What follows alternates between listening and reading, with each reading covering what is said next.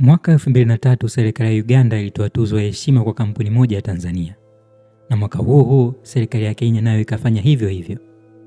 Na cha kushangaza zaidi, haikuwa benki, haikuwa shirika la ndege, ilikuwa ni kampuni ya mabasi kwa jina Scandinavia Express. Mabasi yake yalijulikana kwa starehe, nidhamu, usalama na huduma ambazo kipindi hicho zilionekana kuwa za kiwango cha juu sana. Kupanda Scandinavia ilikuwa ni ndoto ya watu wengi. Lakini ghafla ikatoweka kimya kimya, ikiacha nyuma madeni makubwa, kesi mahakamani na kumbukumbu ambazo hazitafutika hadi hivi leo. Wengi wanajiuliza ilikuwaje kampuni hii kubwa kiasi hichi, yenye jina kubwa, heshima kubwa na historia kubwa ipotee kabisa? Na wengine wanajiuliza itarudi lini barabarani? Turudi nyuma kidogo, mwanzoni mwa miaka 80. Tanzania ilikuwa bado ipo katikati ya mfumo wa ujamaa. Mfumo uliozaliwa kutoka Azimio la Arusha la mwaka 1967, kipindi ambacho karibu kila kitu kikubwa kilikuwa chini ya serikali: mabasi, mabenki, viwanda, mashamba na kadhalika. Na ndoto za kibinafsi hazikuwa na mahali pa kukimbilia. Lakini ndani ya mfumo huo mgumu kulikuwa na mtu mmoja aliona mbali zaidi, Bwana Mohamed Abdullah. Mtu aliamini kwamba Watanzania walistahili huduma bora zaidi kuliko walizokuwa wakizipata kipindi hicho. Aliona wingi wa mabasi chakavu, safari zisizo za uhakika, ucheleweshaji wa mara kwa mara na namna ambavyo abiria walikuwa wakiteseka barabarani kila siku. Na baada ya kusubiri mfumo ubadilike, akaamua yeye mwenyewe kuchukua hatua. Kisha mwaka 1982 akaanzisha kampuni yake ya mabasi, akaiita Scandinavia Express. Bwana Mohamed Abdullah alivutiwa na mabasi ya Scania kutoka Sweden, moja kati ya nchi za ukanda wa Scandinavia. Mabasi yalikuwa yakijulikana kwa uimara, teknolojia ya kisasa na kiwango cha juu cha usalama na starehe. Na wengi waliamini hapo ndipo chanzo cha jina Scandinavia kilipotokea. Alitaka jina ambalo lingeakisi kile ambacho alikuwa anajaribu kukijenga: kampuni ya mabasi yenye hadhi ya kimataifa inayoweka mbele usafi, utaratibu, uhakika wa safari na heshima kwa abiria. Scandinavia Express haikuwa tu basi, ilikuwa mwanzo wa zama mpya za usafiri wa barabarani Tanzania. Kama ilivyo kawaida kwa ndoto yoyote kubwa, inaanza na hatua moja ndogo. Kwa Scandinavia Express, hatua hiyo ilikuwa ni basi moja. Likaanza safari yake ya kwanza kutoka Dar es Salaam kwenda Iringa, likitokea mtaa wa Kongo karibu na DDC Kariakoo. Hapo ndipo abiria walikuwa wakikusanyika usiku wakiwa wamebeba mifuko na masanduku, wakisubiri Scandinavia ipakie mabalo ya vitambaa, sukari na nazi. Kisha asubuhi na mapema safari ilianza kutoka Dar es Salaam kwenda Mwangata, stendi ya Kalenga, Idodi na maeneo mengine ya mkoa wa Iringa. Ilikuwa ni safari ndefu, barabara nyingi hazikuwa nzuri kama ilivyo leo, lakini taratibu jina la Scandinavia likaanza kusikika. Mwaka 1983 kampuni iliongeza basi jingine aina ya Leyland Clydesdale CD. Kipindi hicho nauli kutoka Dar es Salaam kwenda Iringa ilikuwa ni takriban shilingi 85 tu. Muda ukapita, baadaye wakaongeza basi jingine la Scania, ingawa hili halikuwa jipya, na hapo ndipo safari za Mbeya zikaanza rasmi. Kisha ukafika mwaka 1986. Hapo ndipo mazingira ya biashara Tanzania yakaanza kubadilika kwa kasi. Serikali ya Tanzania chini ya Rais Al-Hassan Mwinyi ilisaini makubaliano na IMF na milango ya ubinafsishaji, yani privatization, ukafunguliwa. Sekta binafsi zikaanza kupata nafasi kubwa zaidi ya kukua na kupanuka. Kwa Scandinavia Express, hii ilikuwa mafuta kwenye moto ambao tayari ulikuwa unawaka. Hapa ikazidi kuongeza mabasi na idadi ya tripu ilizokuwa ikifanya kwa siku.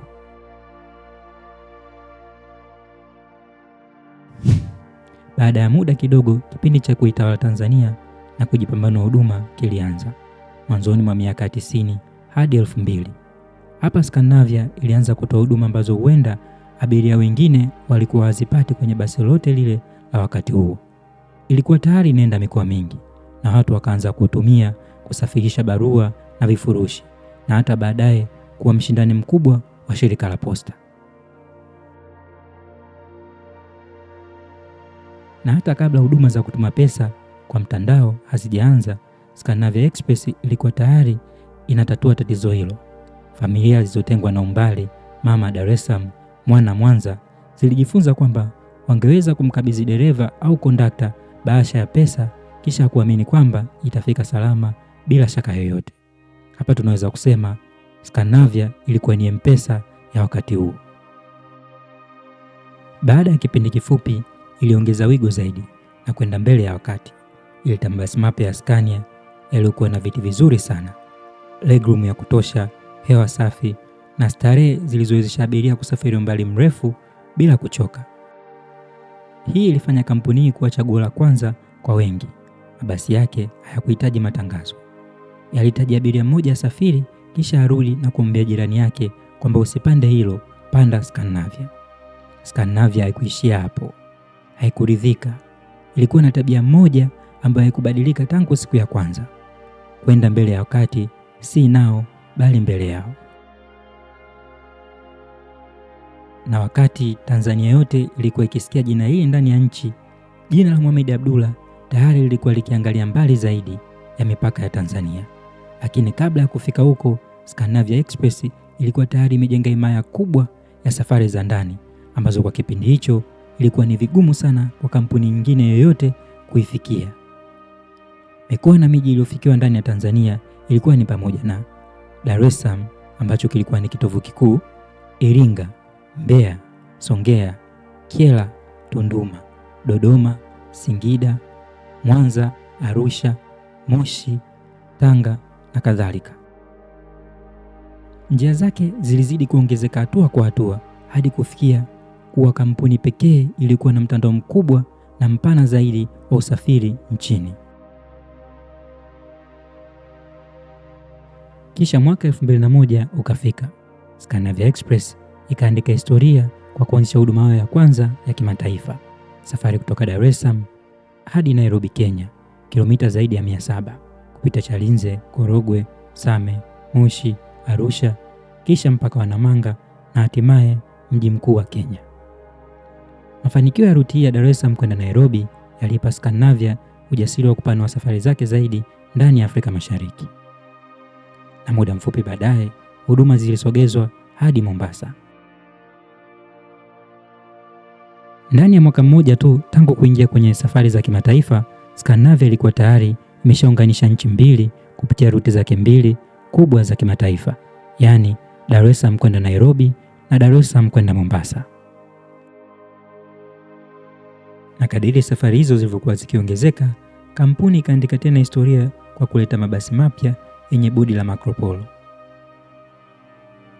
Mabasi yalikuwa ya kisasa zaidi, yenye muonekano tofauti na yale ambayo wengi walikuwa wameyazoea kuyaona barabarani kwa kipindi hicho. Na kwa wakati huu, Scandinavia Express haikuwa tena kampuni ya kawaida ya mabasi. Ilikuwa inaanza kubadilisha namna ya watu walivyokuwa wakiutazama usafiri ndani ya Afrika Mashariki.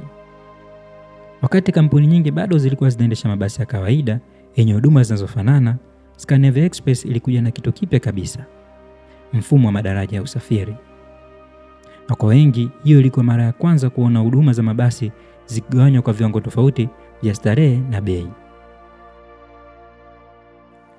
Daraja ya juu kabisa katika mfumo huu lilijulikana kama Super Deluxe, yani SD Class. Hili ndio lilikuwa daraja la juu au VIP kwa Scandinavia.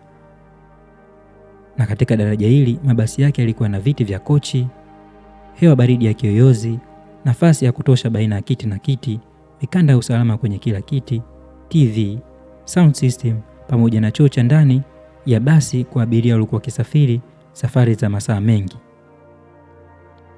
Lakini kilichovutia wengi zaidi hakikuwa starehe pekee, bali namna kampuni ilivyoweka usalama mbele ya kila kitu.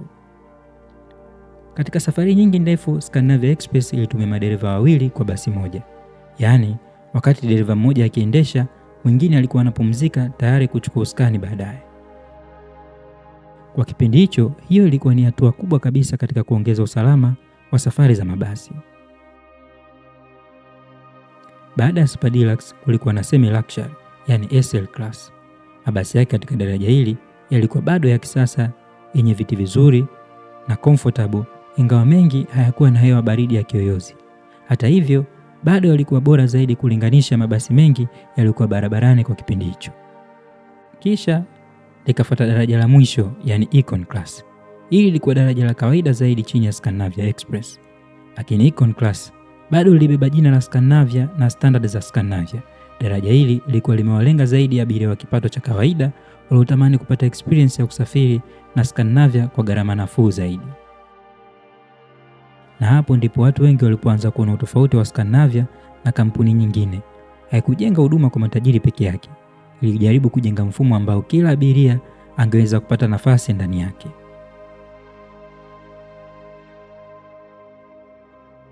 Mwaka uliofuata 2002, ndani ya Colville Street, Kampala, jengo la Nyota Cinema ofisi mpya ikafunguliwa, ikiashiria mwanzo wa safari za Scandinavia Express kutoka Dar es Salaam hadi Uganda kuanza rasmi.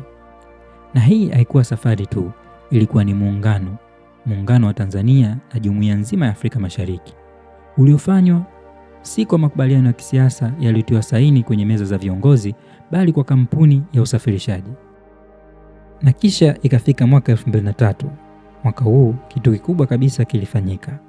Scandinavia Express ikawa kampuni ya kwanza kabisa katika historia ya usafiri wa barabara Afrika Mashariki na Kati kutoa huduma kati ya Dar es Salaam na Lusaka, mji mkuu wa Zambia. Safari hiyo ilikuwa ya kipekee, zaidi ya kilomita 2000 kutoka Dar es Salaam hadi Lusaka. Ilipita Morogoro, Iringa, Mbeya, baadaye mpaka wa Tunduma, kisha kuendelea na safari hadi Zambia. Hakukuwa na kampuni nyingine iliyowahi kufanya safari hii kwa kiwango cha huduma za hali ya juu kabla yao. Na wakati ruti ya Lusaka ikiendelea kukomaa na kujenga heshima, jina la Scandinavia lilizidi kuvuma katika mipaka ya Tanzania. Na ndani ya mwaka huo huo, serikali ya Uganda ilitambua Scandinavia kama kampuni bora zaidi ya mabasi kutokana na maendeleo makubwa na huduma zake zilizokuwa zikibadilisha taswira ya usafiri ndani ya Afrika Mashariki. Si Uganda pekee iliyotambua ubora huo. Nchini Kenya, Scandinavia Express walitangazwa washindi wa jumla wa tuzo ya kampuni iliyoboreshwa zaidi, yani the most improved company of the year. Heshima iliyodhihirisha namna ya kampuni hiyo ilivyokuwa ikikua kwa kasi, huku ikiweka viwango vipya vya huduma, usalama na uaminifu kwa abiria. Kisha ukafika mwezi Aprili mwaka 2004, kipindi ambacho dunia nzima ilikuwa ikiadhimisha siku ya afya duniani. Mwaka huo, Umoja wa Mataifa pamoja na shirika la afya duniani WHO waliweka mkazo mkubwa kwenye usalama barabarani. Na kwa mara ya kwanza katika historia ya WHO, siku ya afya duniani ilielekezwa rasmi kwenye tatizo la ajali barabarani, janga ambalo lilikuwa likisababisha vifo vya mamilioni ya watu duniani kila mwaka. Na katika mjadala huo kuhusu usalama wa barabarani, Tanzania nayo ilikuwa mfano wa kujivunia. Scandinavia Express ikatajwa kama kampuni ilikuwa mstari wa mbele katika kuhimiza usalama wa safari za barabarani. Na katika maadhimisho ya siku hiyo, kampuni hiyo ilitunukiwa cheti maalum cha heshima nchini Tanzania kwa mchango wake mkubwa katika kuendeleza na kuimarisha usalama barabarani. Hii ilikuwa hatua nyingine kubwa. Katika utafiti wa East African Most Respected Company Survey uliofanyika mwaka 2004, Scandinavia ilishika nafasi ya 5 kwa kampuni za huduma zinazoheshimika zaidi Afrika Mashariki. Kisha ikafika mwaka 2005, na mwaka huo hatua nyingine kubwa ilichukuliwa katika historia ya Scandinavia. Kampuni hiyo iliingiza mabasi mapya 12 yenye thamani ya dola za Kimarekani milioni 5.4, sawa na zaidi ya shilingi bilioni 5.9 za Kitanzania, thamani ya fedha za wakati huo. Bwana Faisal Mohamed, meneja kwa upande wa Uganda, alisema ujio wa mabasi hayo mapya ulikuwa na lengo la kuongeza ufanisi katika sekta ya usafiri na kuboresha zaidi huduma kwa abiria. Akafanua kuwa mabasi 4 kati ya hayo yangeanza kazi mara moja katika safari za kwenda Kampala hadi Nairobi, moja ya ruti zilizokuwa zikifanya vizuri. Mabasi hayo mapya yalikuwa na huduma za kisasa zilizokuwa nadra kupatikana kwa wakati huo, ikiwa ni pamoja na air condition, radio, TV, adjustable seat, vyoo vya ndani pamoja na huduma za chai na kahawa kwa abiria waliokuwa safarini. Lakini kilichofanya tofautike zaidi ni teknolojia yake ya usalama na mawasiliano. Mabasi hayo yalikuwa na computerized driver monitors zilizowezesha madereva kuwasiliana moja kwa moja na vituo au terminals wakati wa safari, pamoja na speed governors na taa maalum za usalama. Hii ilikuwa wazi, Scandinavia iliendelea kuleta mapinduzi katika huduma za mabasi Afrika Mashariki, na haya yote yalitokea ndani ya kipindi cha takriban miaka 20 tu tangu kampuni hiyo ilipoanzishwa mwaka 1982 ikiwa na basi moja pekee la Scania. Kufikia mwaka huu 2005, Scandinavia Express ilikuwa tayari inasimamia zaidi ya mabasi 100. Katikati ya hatua hizi kubwa, ghafla upepo mbaya ukaanza kuvuma kwa Scandinavia. Ilikuwa ni mkopo wa shilingi bilioni 2.2 zilizochukuliwa kutoka benki ya CRDB tawi la Azikiwe, Dar es Salaam kununua mabasi mapya 10. Mkopo ulianza kutolewa Disemba 31 mwaka 2002 na makubaliano yalikuwa wazi. Mkopo ulipo ndani ya miezi 50, kila mwezi shilingi milioni 56,163,188 yalipo kuanzia tarehe 30 mwezi wa 7 mwaka 2004. Marejesho haya yalikuwa makubwa kwa wakati huo, lakini kwa kampuni iliyotengeneza mapato ya safari zaidi ya 40 kwa siku hayakuwa ya kutisha. Lakini cha kushangaza, baadaye yakawa ya kusuasua. Scandinavia wakaandika barua nyingi zilizotoa ahadi ya kulipa, na CRDB walizihifadhi barua zote zile kama ushahidi wa ucheleweshwaji wa malipo ya mkopo. Baada ya kuona shida hii, benki ilijaribu njia nyingine. Waliandika deed of variation, makubaliano mapya ya kulipa mkopo kwa masharti laini zaidi. Lakini hata hivyo hayakubadilisha chochote na malipo bado yakaendelea kuwa hafifu. Hatimaye faili ilihamishwa kutoka kwa meneja wa mikopo hadi kwa meneja wa urejeshaji wa mikopo, yani loan recovery manager, Bwana Emmanuel Ngui. Mtu aliyekuwa na kazi moja tu, kupata pesa za benki kwa njia yoyote ile, baada ya jitihada za vitengo vingine kushindwa. Ngui akamteua Mpale Mpoki wa Mpoki Associate kama receiver, kuwa msimamizi wa nje wa mali za kampuni. Na msimamizi huyo alichapisha tangazo akitangaza uteuzi wake na mpango wake wa kukamata mortgaged properties, yani mali zilizowekwa dhamana. Baada ya tangazo hilo, mabasi 3 yalikamatwa kwa nguvu na msimamizi. Na baadaye mabasi 5 Scandinavia wenyewe waliyakabidhi kwa hiari ili kupunguza mvutano uliokuwepo baina yao na CRDB. Kisha mabasi 8 yaliuzwa kwa mnada kwa jumla ya shilingi milioni 600 tu, wastani wa shilingi milioni 75 kwa kila basi moja, dhidi ya deni la shilingi bilioni 1.375 kama ilivyoonekana kwenye taarifa ya benki ya Novemba 28 mwaka 2005. Baada ya mauzo hayo, deni halikuisha, likakaa likaendelea kukua na riba kuongezeka. Kampuni bila mabasi hayo 8 kwenye uendeshaji ukayumbisha huduma na kufikia hatua hadi Scandinavia kufungua kesi mahakamani kutaka uhalali wa kisheria wa ukamataji wa mabasi hayo. Na kabla Scandinavia hajafika mahakamani, kitendo cha benki ya CRDB kupiga mnada mabasi yake kilifuatiwa na mfululizo wa maombi yaliyowasilishwa katika Mahakama Kuu ya Tanzania na Standard Chartered Bank, African Banking Corporation na Shell Tanzania, ambayo hii ilikuwa ikidai malimbikizo ya mafuta.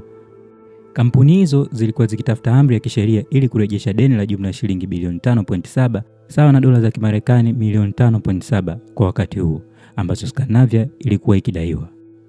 Lakini meneja wa nchi wa Scandinavia upande wa Uganda, Bwana Mohamed Faisal, aliliambia gazeti la The East African kwamba picha iliyokuwa imeundwa kuonyesha kwamba kampuni ilikuwa imefilisika ilikuwa ni upotoshaji. Akasema Scandinavia Express ilipatwa na mshango mkubwa baada ya mshirika wao wa kibiashara, yani benki ya CRDB, kugeuka ghafla baada ya pande zote mbili kufanya gentleman's agreement kuhusu ulipaji wa mkopo. Bwana Faisal aliongeza kuwa kampuni ilikuwa inajadiliana na taasisi za kifedha kuhusu kupanga upya ratiba za kulipa mkopo ambao walikuwa wakidaiwa. Nanuku akasema kuwa hatukusudia kusuasua kulipa kwa mkopo. Kuna sababu za kiuchumi zilizotokana na kupanda kwa gharama za vipuri na kuongezeka kwa bei za mafuta. Zimetuathiri sana katika uendeshaji wetu. Wakati haya yote yanaendelea mahakamani, pigo jingine kubwa lilitokea. Ilikuwa ni tarehe 31 Mei mwaka 2006 kwenye barabara kuu ya Nairobi kwenda Mombasa nchini Kenya. Basi la Scandinavia lilikuwa likitoka Nairobi kuelekea Malindi liligongana na lori karibu na eneo la Man Eaters Outpost, takriban kilomita 20 kutoka mji wa Voi. Ajali hiyo ilikuwa mbaya sana. Watu 13 walipoteza maisha hapo hapo, akiwemo dereva wa basi pamoja na dereva wa lori. huku wengine 22 wakijeruhiwa. Wakati huo basi hilo lilikuwa limebeba jumla ya abiria 38. Na wakati Scandinavia ikijaribu kukabiliana na majonzi ya ajali hiyo pamoja na athari zake za kifedha, shinikizo la kisheria dhidi ya kampuni hiyo liliendelea kuongezeka. Tarehe 20 Julai mwaka 2006, kampuni ya Shell Tanzania iliyokuwa ikidai Scandinavia zaidi ya shilingi bilioni 1.6 za mafuta ilirejea tena Mahakama Kuu ya Tanzania kusikiliza uamuzi wa kesi ya kuifilisi kampuni hiyo, yani winding up petition. Shauri hilo lilikuwa limefunguliwa tangu mwaka 2005 ambapo Shell Tanzania walitaka Scandinavia ifungwe rasmi na mali zake zipigwe mnada ili wadai waweze kulipwa. Hata hivyo, benki kubwa kama Standard Chartered Bank pamoja na wadai wengine 4 walipinga vikali hatua hiyo. Kwa mtazamo wao, Scandinavia ilikuwa bado ina uwezo wa kujiendesha na kulipa madeni yake endapo ingepewa nafasi ya kuendelea na shughuli zake. Lakini Jaji Nathalia Kimaro alitupilia mbali ombi la kufilisi Scandinavia, na mahakama ilikubaliana na hoja za utetezi kwamba kampuni ya Scandinavia ilikuwa asset rich but cash poor, yaani kampuni ilikuwa na mali nyingi kama mabasi, karakana, viwanja, terminals, lakini ilikuwa na upungufu wa fedha taslim za haraka. Mahakama ikaona kufungia kampuni hiyo kwa ghafla kusingekuwa na manufaa kwa uchumi wala sekta ya usafiri wa umma, hasa ukizingatia mchango mkubwa wa Scandinavia ambao ilikuwa tayari imeutoa katika usafiri wa Afrika Mashariki. Lakini hata baada ya ushindi huo mahakamani, matatizo ya Scandinavia hayakuwa yameisha. Mwezi Aprili mwaka 2007, kampuni hiyo ilirudi tena mahakamani kusikiliza uamuzi wa kesi dhidi ya benki ya CRDB Bank, commercial case number 115 ya mwaka 2005. Katika kesi hiyo, Scandinavia ilikuwa ikipinga ukamataji wa baadhi ya mabasi yake uliofanywa na benki hiyo. Kampuni ilidai kuwa hati kuu ya mkopo, yani debenture, iliyotumiwa na benki ilikuwa na upotoshaji pamoja na mapungufu ya usajili. Kwamba receiver manager, yani Mpale Mpoki, aliyeteuliwa kusimamia mali za ukamataji huo hakuwa amesajiliwa kisheria. Ilikuwa ni kesi yenye uzito mkubwa, kwani iligusa moja kwa moja uhalali wa hatua zilizochukuliwa dhidi ya kampuni hiyo iliyokuwa tayari ikikabiliwa na changamoto kubwa za kifedha. Katika uamuzi wake, Jaji Salum Masati alikiri kuwa hati kuu ya benki ilikuwa na mapungufu katika usajili wake, na hata hivyo mahakama iliweka wazi kuwa mkataba maalum wa rehani ya mabasi, yani Charters Mortgage Instrument, uliokuwa umeunganishwa na kadi za magari hayo ulikuwa halali kabisa kisheria. Kutokana na hilo, mahakama ilibariki rasmi ukamataji pamoja na uuzaji wa mabasi hayo 8 yaliyokuwa yamewekwa kama dhamana ya mkopo. Hata hivyo, licha ya uzito wa mali hizo, uuzaji wa mabasi hayo uliingizia takriban shilingi milioni 600 pekee, kiasi ambacho kilionyesha namna thamani ya biashara hiyo ilivyokuwa ikiendelea kushuka, huku presha ya madeni na kesi za kisheria ikiizidi kampuni hiyo karibu kwa kila upande. Wakati kesi zikiendelea mahakamani, hali ya kifedha ya Scandinavia iliendelea kuwa mbaya zaidi. Na Standard Chartered Bank, baada ya kuona matumaini ya kurejeshwa madeni yake yakizidi kupungua, nao waliamua kuchukua hatua kali, ikifuata njia iliyokuwa tayari imeanza kutumiwa na benki ya CRDB. Kabla hata mahakama haijatoa uamuzi rasmi, viongozi wa benki hiyo ya Standard Chartered Bank wakiongozwa na Hemant Shah pamoja na mtunza madeni Martha Renju walivamia na kudhibiti ofisi kuu za Scandinavia Express na wakazuia mabasi kuingia na kutoka katika eneo hilo kwa lengo la kushinikiza malipo ya madeni yao. Lakini hatua hiyo ilizua mjadala mkubwa wa kisheria, kwani ilikiuka moja kwa moja amri ya zuio lililokuwa tayari limetolewa na Mahakama Kuu tarehe 8 Juni. Scandinavia Express haikukaa kimya. Kampuni hiyo ilifungua shauri la dharau ya mahakama dhidi ya viongozi hao wa benki pamoja na wahusika wengine waliohusika katika uvamizi huo. Kisha ikafika mwezi wa Agosti mwaka 2007, siku ya uamuzi wa mahakama kuhusu shauri hilo. Na safari hii ushindi ulikuwa upande wa Scandinavia. Hakimu mkazi Bernard Luanda alitoa uamuzi mkali, akisisitiza kuwa wadai hawaruhusiwi kujichukulia sheria mkononi hata wanapodai fedha zao. Na mahakama iliwatia hatiani viongozi hao wa benki kwa kosa la dharau ya mahakama, yani contempt of the court. Na adhabu ikatoka kwamba walipe faini au waende kutumikia jela kifungo cha miezi 4, na wakaamriwa kuondoa mara moja walinzi wote wa kampuni ya ulinzi walikuwa wamewekwa katika eneo la ofisi za Scandinavia.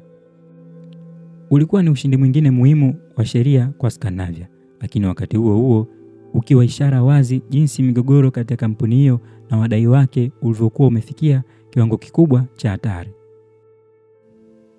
Mwaka 2008, Scandinavia Express ilikumbana tena na pigo jingine kubwa. Ajali mbaya iliyohusisha basi la Scandinavia pamoja na basi la Shabibi ilizua mjadala mkubwa kuhusu hali ya mabasi ya kampuni hiyo na viwango vya usalama wake barabarani. Ingawa manusura wa ajali hiyo walieleza kuwa ajali hakusababishwa na Scandinavia. Kadiri miaka ilivyokuwa ikienda, dalili za kudorora kwa kampuni zilianza kuonekana wazi wazi mbele ya umma. Mabasi mengi yalikuwa yakiharibika mara kwa mara njiani, baadhi yakikoma barabarani kwa muda mrefu kutokana na matatizo ya kiufundi, na taratibu imani ya abiria ikaanza kupungua. Abiria mmoja wa Kimarekani aliyewahi kusafiri na basi hilo aliandika maoni yake kwenye mtandao wa TripAdvisor. Akasema, nilishawahi kusafiri na basi ya Scandinavia yenye viyoyozi, lakini nimesafiri na basi moja baadaye na viyoyozi vilikuwa havifanyi kazi. Wakati huo walinirudishia shilingi 2,000 tu kwa sababu ya tatizo hilo. Nikichagua mimi mwenyewe upendelea kutumia gari yangu, lakini wakati mwingine lazima nitumie basi. Ninaelewa kuwa Scandinavia inakabiliwa na matatizo ya kifedha, ndio maana viyoyozi havirekebishwi. Nilisoma ripoti gazetini kwamba mtu fulani alikamata mabasi hayo kwa sababu ya kushindwa kulipa deni la mafuta. Na wakati Scandinavia ikijaribu kupambana na changamoto hizo, ushindani mpya nao ulikuwa ukikua kwa kasi sana. Makampuni kama Mohammed Trans, Modern Coast na Dar Express yalianza kuingia kwa nguvu katika soko la usafiri wa masafa marefu na safari za kimataifa. Jambo lililotikisa kwa kiasi kikubwa utawala ambao Scandinavia Express ilikuwa imeujenga kwa miaka mingi katika soko la usafiri wa kifahari na safari za masafa marefu. Kwa upande mwingine, kampuni hiyo iliendelea kubeba mzigo mkubwa wa madeni na gharama za matengenezo ya mabasi yaliyozeeka pamoja na kupungua kwa idadi ya abiria. Ilikuwa ni mchanganyiko wa changamoto zilizofanya safari ya Scandinavia Express kuwa ngumu zaidi mwaka baada ya mwaka, huku taratibu kampuni hiyo ikianza kupoteza nguvu iliyowahi kuitawala Afrika Mashariki. Na hata wale waliokuwa wakituma bidhaa ndogo, vitu vya thamani kwa basi hili nao wakapungua. Na mwaka huo 2008 M-Pesa ilikuwa tayari imeshaingia Tanzania. Pesa haikuhitaji tena kusafirishwa kwa mkono, ikatumwa kwa simu haraka na salama bila basi. Huduma ile ya kutuma pesa ambayo Scandinavia walikuwa wamejijengea tangu mwanzo ilikufa kimya kimya, na mapato ya ziada yalikuwa yakisaidia kupunguza mzigo wa uendeshaji wa kila siku yalipotea bila kurudi. Ilipofika Julai 25 mwaka 2010, gazeti la The Citizen liliandika kichwa cha habari kikubwa kikisomeka kuwa The reputed bus company is no more, ikiwa na maana kwamba ile kampuni maarufu ya mabasi haipo tena. Gazeti hili liliripoti kuwa kampuni iliwapa wafanyakazi wake zaidi ya 50 waliopo Dar es Salaam likizo bila malipo kwa muda wa miezi 3 kuanzia Aprili. Waliporudi mapema Julai, waliambiwa warudi tena mwezi ujao. Hata hivyo, wafanyakazi walalamika kwamba mishahara ya Februari na Machi haikuwa imelipwa. Mwongozo wetu ni mbaya. Tangu Aprili tumekuwa likizoni bila malipo na tuliambiwa turudi Julai kwa sababu mabasi mapya yatakuja. Lakini Julai hakukuwa na mabasi yoyote, alisema mfanyakazi mmoja kwa sharti la kutotajwa jina. Mkurugenzi mkuu wa kampuni Bwana Mohamed Abdullah alipoulizwa alikataa kutoa maelezo yote na kusema kwamba Scandinavia ni kampuni binafsi. Kuanguka kwake si shauri la mtu yoyote, na kama ningekuwa nataka kuzungumza na waandishi ningekuiteni mimi. Mimi ndiye ninaamua wakati gani wa kuwa wazi kuhusu biashara yangu. Gazeti liliripoti pia kwa wakati huo Scandinavia ilikuwa imesalia na basi moja tu lilotumika kwa huduma za courier, yaani kusafirisha mizigo na barua. Kampuni ilikuwa na makubaliano ya kimkataba na DHL ambapo Scandinavia Express ilikuwa inapa huduma ya usafiri wa mizigo na barua kwa wateja wao katika maeneo mbalimbali ya ndani ya nchi na nje ya nchi kupitia basi hili.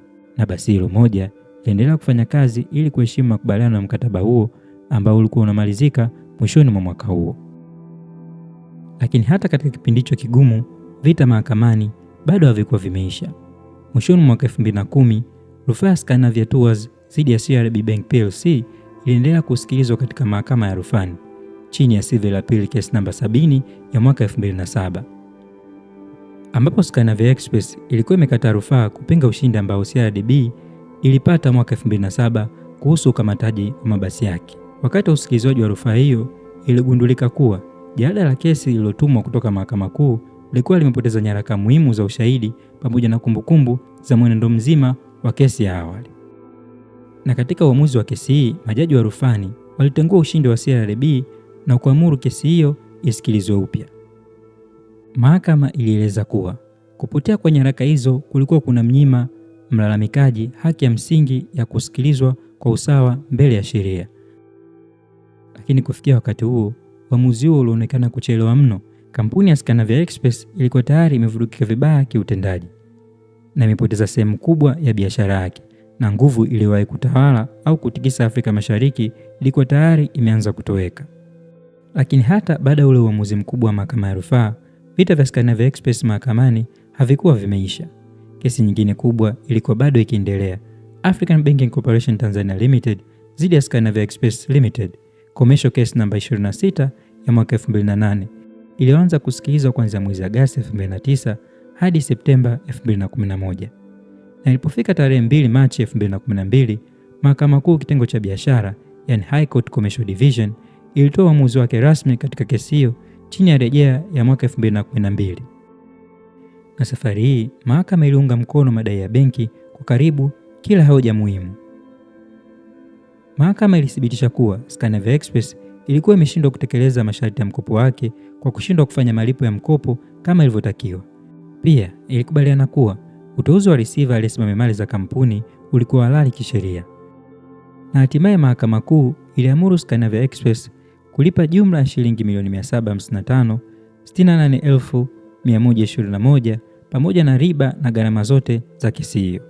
Uamuzi huo ulionekana kuwa pigo jingine kubwa kwa kampuni ambayo tayari ilikuwa imeyumba kifedha, kiutendaji na kibiashara. Na kutokea hapo, jina la Scandinavia Express likapotea kabisa barabarani. Hakukuwa tena na taarifa kuhusu kurejea kwake, na hakukuwa tena na safari zake zilizotamba Afrika Mashariki. Scandinavia Express inaweza kuwa imeondoka barabarani, lakini haikuondoka bila kuacha alama yake. Kwa wengi, Scandinavia Express ilikuwa ni zaidi ya kampuni ya mabasi. Ilikuwa ni blueprint au alama ya namna gani kampuni za kisasa za usafiri wa abiria zinavyopaswa kuwa Afrika Mashariki. Na kwa namna moja au nyingine, karibu kila kampuni ya mabasi ya kisasa unayoona barabarani hivi leo Tanzania inaweza kuitazama Scandinavia Express kama baba wa mfumo huo wa kisasa wa usafiri. Na huduma nyingi ambazo hivi leo zinaonekana kama mpya kwenye mabasi ya wakati huu, Scandinavia Express ilikuwa tayari imeshazileta miaka mingi iliyopita. Kuanzia terminals zake, website, matumizi ya mabasi ya kisasa yenye vioo ndani, huduma za madaraja tofauti ya usafiri, wahudumu nadhifu, contact centers, mfumo wa ufuatiliaji wa mizigo, GPS, kamera, madereva wawili kwa ajili ya usalama, na hadi huduma za ndani ya mabasi. Yote hayo yalikuwa sehemu ya kiwango ambacho Scandinavia iliweka mapema sana katika sekta ya usafiri wa barabara. Ilikuwa ni kampuni iliyobadilisha namna ya watu walivyotazama usafiri wa mabasi Afrika Mashariki, na iliweka standards ambazo huenda kampuni za hivi leo zinajaribu kuifikia au bado hazijafikia kabisa. Je, ulishawahi kupanda Scandinavia Express hapo awali? Au una kumbukumbu yoyote kuhusu basi hili? Tuambie kwenye comment hapo chini.